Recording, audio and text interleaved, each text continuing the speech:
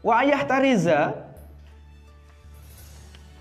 an akli to'am asuk. Nah, ini yang berikutnya, salah satu bentuk warok juga itu tidak atau menjaga dirinya untuk tidak memakan jajanan pasar.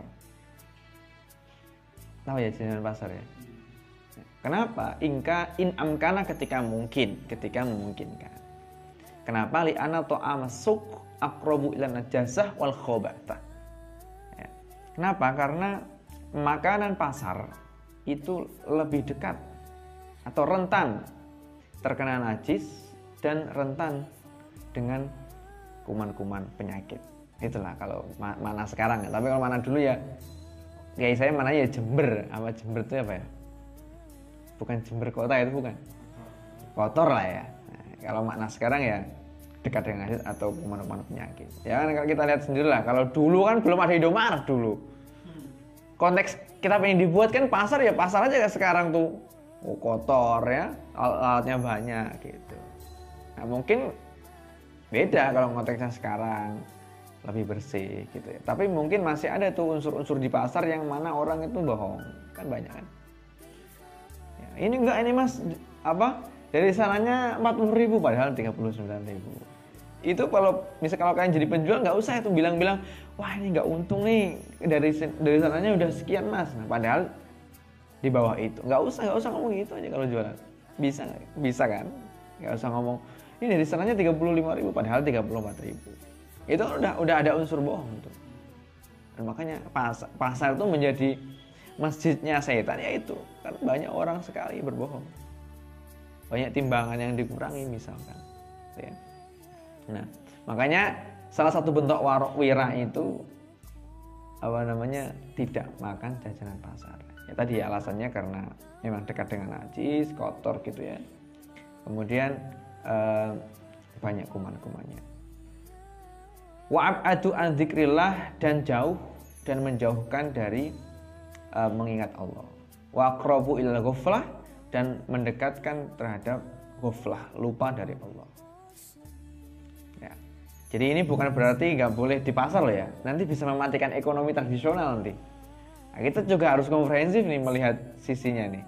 Ya, jangan ditelan mentah-mentah juga. Kita harus kontekstualisasikan karena ulama ngomong begini itu karena ada konteksnya dulu. Gitu ya. Jangan ulama ngomong apa dikutip terus dibuat nyerang orang, nggak boleh. Konteksnya nggak begitu kan banyak itu yang perkataan Imam Syafi'i itu yang apa itu yang ulama ya lupa saya yang apa itu yang jangan dekati ulama yang dekat dengan orang-orang kafir gitu-gitulah ya. Nah itu kan juga disalahgunakan, bukan konteksnya tapi digunakan gitu ya. Wali anna absarul fuqara taqa'u alaihi wala yaqdiruna ala syira' minhu fayata'adzawna bidzalika fatadhhabu barakatuh.